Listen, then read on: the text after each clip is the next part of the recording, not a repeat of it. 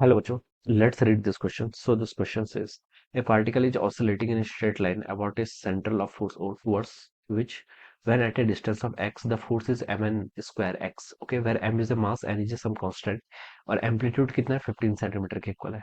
When at a distance of root 3 by 2 times amplitude, okay, from O, the particle receives a blow in the direction of motion. ठीक है, direction of motion क्या along, okay, generates extra velocity na. If the velocity is away from O, find the new amplitude. हमें बच्चों क्या बताना है यहाँ पर, न्यू एम्पलीट्यूड यहाँ पर कैलकुलेट करके बताना है. तो देखिए बच्चों, इस क्वेश्चन का की कॉन्सेप्ट आप क्या लिख सकते हैं. The key concept of this question, आपको नया एम्पलीट्यूड बताना है. ठीक है, ये पार्टिकल क्या कर रहा है बेसिकली, आपका यहाँ पर पार्टिकल पर देखिए, आपका ये पार्टिकल एसएचएम कर रहा है. ठीक है, पार्टिकल क्या कर रहा है, ऑसिलेट कर रहा है. ठीक है, और यहाँ से हम देखिए क्या लिख सकते हैं, हम यहाँ पर एनर्जी कंजर्वेशन का यूज करके बता सकते हैं. ठीक है, तो हम इस क्वेश्चन का की कॉन्सेप्ट ऑफ बच्चों क्या लिख लिया, एनर्जी कंजर्वेशन लिख लिया. ठीक है, energy conservation will be the key concept of this question. Alright, अब बच्चों देखिए यहाँ से हम क्या बता सकते हैं, पार्टिकल पे देखिए आपका जो फोर्स है, देखिए टुवर्ड्स ओ, ओ की तरफ लग रहा है, यानी कि एक आपका इक्विलिब्रियम पॉइंट है उसकी तरफ लग रहा है. When it is at a distance of x the force. ठीक है, फोर्स देखिए बच्चों तब कितना दे रखा है आपका एम एन स्क्वायर एक्स के इक्वल दे रखा है. ठीक है, this will be the force. ठीक है, ये फोर्स बच्चों देखिए किसके इक्वल होता है, हमें पता है. देखिए एसएसएम की जो इक्वेशन होती है, वहां से फोर्स होता है आपका मास टाइम्स एक्सेलरेशन के इक्वल. ठीक है, और वो किसके प्रोपोर्शनल होता है, वो आपका के इंटू एक्स, यानी कि डिस्प्लेसमेंट के डायरेक्टली प्रोपोर्शनल होता है. ठीक है, तो यहाँ से देखिए मैं इसको लिख सकता हूँ, मास इंटू एक्सेलरेशन को एसएचएम के केस में क्या लिखते हैं, ओमेगा स्क्वायर एक्स लिख सकते हैं. ठीक है, तो ये दोनों टर्म क्या रहेगी आपकी, इक्वल रहेगी. ठीक है, तो m के यहाँ पर आपका मास है, x आपका डिस्प्लेसमेंट है. तो बच्चों यहाँ से बता सकता हूँ मैं, एन स्क्वायर की वैल्यू कितनी हो जाएगी आपकी, ओमेगा स्क्वायर की वैल्यू के इक्वल होगी. ठीक है, एक तो मैंने यहाँ पर से ये रिजल्ट बता दिया. ठीक है, ये पार्टिकल देखिए क्या कर रहा है, स्ट्रेट लाइन के अबाउट क्या कर रहा है, ऑसिलेट कर रहा है टुवर्ड सेंटर, और डिस्टेंस x पर इसका फोर्स कितना है, एम एन स्क्वायर एक्स के इक्वल है. तो इस समय ये हिंट मिल रही है कि ओमेगा इसका किसके इक्वल है, आपका ओमेगा स्क्वायर आपका एन स्क्वायर के इक्वल है, इतना बता रखा है. ठीक है, अब पार्टिकल का देखिए एम को एम्पलीट्यूड भी गिवन कर रखा है. ठीक है, और किसी एक पोजीशन पर देखिए आपको क्या, डिस्टेंस पर आपको पार्टिकल की वेलोसिटी गिवन कर रखी है. ठीक है, तो देखिए बच्चों, वेलोसिटी का रिलेशन क्या होता है, देखिए वेलोसिटी होती है, देखिए ऐसा जब में आपका v equal to omega omega into a square minus x square. ठीक है, ये आपका रिलेशन होता है. अब आप देखिए दोनों साइड स्क्वायरिंग कर लेते हैं. ठीक है, क्योंकि देखिए हमें ओमेगा स्क्वायर की फॉर्म में गिवन है, तो स्क्वायर कर लेंगे तो हो जाएगा, कैलकुलेशन थोड़ी इजी हो जाएगी.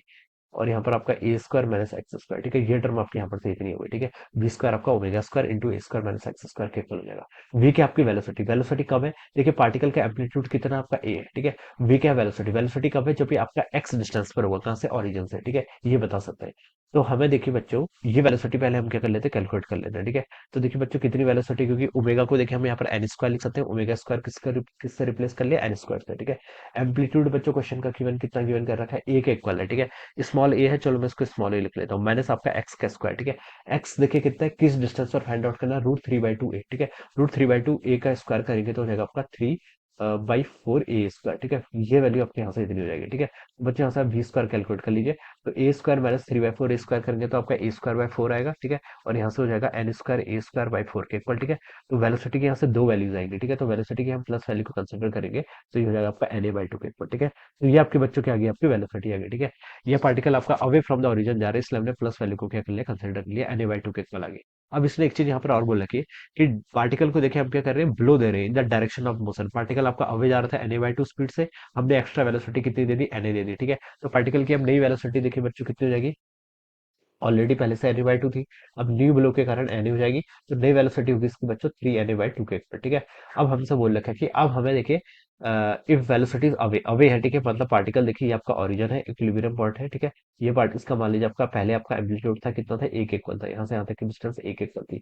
किसी स्टैंड पर पार्टिकल आपका यहाँ पर था. ठीक है, जिसकी कितनी देर की आपकी रूट थ्री बाई टू है. ठीक है, इस डिस्टेंस पर था. ठीक है, अब पार्टिकल को हमने एक्स्ट्रा वेलोसिटी दे दी, तो पार्टिकल का एम्पलीट्यूड बढ़ना चाहिए. और मान लीजिए अब इसका एम्पलीट्यूड बढ़ के हो गया आपका एक्स नॉट मान लीजिए. ठीक है, अब हमें इस एक्स नॉट की वैल्यू क्या करनी है, कैलकुलेट करके बतानी है. पहले एम्पलीट्यूड ए था, अब एम्पलीट्यूड कितना है, एक्स नॉट. ठीक है, तो बच्चों कैसे कैलकुलेट करेंगे, एनर्जी कंजर्वेशन गाइस कर लेते हैं. एनर्जी कंजर्वेशन देखिए क्या बताता है, आपकी जो टोटल एनर्जी होती है वो आपकी कांस्टेंट होती है, एसएचएम में ये हमें पता है. ठीक है, और वो किसके इक्वल होगी, देखिए मैक्सिमम एनर्जी कितनी होगी, देखिए मैक्सिमम एनर्जी या तो आप लिख लीजिए, देखिए जब ये इक्विलिब्रियम पोजीशन पर होगा इसकी काइनेटिक एनर्जी, या फिर जब मैक्सिमम पोजीशन पर होगा तब पोटेंशियल एनर्जी. तो पोटेंशियल एनर्जी कितनी होगी आपकी, हाफ के एक्स नॉट का square. This will be the potential energy at the maximum. Maximum जब उसकी क्या होगी आपकी, ये आपके मैक्सिमम हाइट पर होगा. ठीक है, ये हम लिख सकते हैं, मैक्सिमम जो उसकी डिस्टेंस होगी यहाँ पर होगा, तो ये इसकी क्या होगी, this will be the potential energy. ये किसके इक्वल होनी चाहिए, इस इंस्टेंट पर kinetic energy plus potential energy के इक्वल. ठीक है, तो बच्चों देखिए इस इंस्टेंट पर हम देखिए यहाँ से इसकी काइनेटिक एनर्जी कितनी लिख सकते हैं, हो जाएगा आपका हाफ एम वी का स्क्वायर. वी बच्चों कितना आपका थ्री, यहाँ से देखिए वी आपने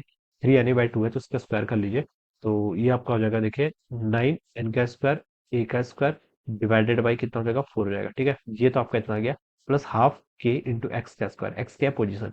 इस इंस्टेंट पर देखिए इसकी पोजीशन गिवन कर रखी थी, x is equal to √3 by 2 a के इक्वल है। ठीक है, इसका स्क्वायर कर लो तो कितना हो जाएगा आपका, ये हो जाएगा आपका 3/4 और a का स्क्वायर। ठीक है, ये वैल्यू बच्चों यहाँ से आपकी इतनी आ गई। अब बच्चों यहाँ से हम ठीक है, यहाँ से हम क्या लिख सकते हैं, देखिए k को देखे हम यहाँ से क्या लिख सकते हैं। के की वैल्यू देखिए कितनी होती है। के की वैल्यू होती है देखिए आपकी एम ओमेगा स्क्वायर के ऊपर, यहाँ से बता सकते हैं फोर्स देखिए डिस्प्लेसमेंट के प्रोपोर्शनल होता है, और ये टर्म आपकी एम ओमेगा स्क्वायर है। ठीक है, के किसके इक्वल है, एम ओमेगा स्क्वायर के इक्वल। ठीक है, और यहाँ से हम एम ओमेगा स्क्वायर को क्या लिख सकते हैं, एन स्क्वायर। तो मैं यहाँ पर इसको के को एम एन स्क्वायर लिख सकता हूँ। ठीक है, तो यहाँ पर से बच्चों देखिए आपका टू से, तो आपका टू वाला फैक्टर पहले कैंसिल कर लो। ठीक है, और यहाँ पर मैंने के को क्या लिख लिया, के को मैंने यहाँ से एम एन स्क्वायर लिख लिया। और यहाँ पर बच्चों कितना हो जाएगा, एक्स नॉट का स्क्वायर। एक्स नॉट के एम्पलीट्यूड जो हमें फाइंड आउट करना है। ठीक है, यहाँ पर देखिए आपका 9/4 तो ऐसे ही रहेगा, एम आ गया, एन आ गया, ए स्क्वायर आ गया, ये ऐसा हो गया। प्लस यहाँ से देखिए आप के को रिप्लेस कर लीजिए, क्या कर सकते हैं, एम एन स्क्वायर यहाँ पर भी लिख लिया। तो 3/4 तो आप पहले ऐसे रहने दीजिए, के को आपने लिख लिया एम एन स्क्वायर, और ये आपका ए स्क्वायर ऐसे हो जाएगा। ठीक है, इन दोनों का बच्चों ऐड कर लो।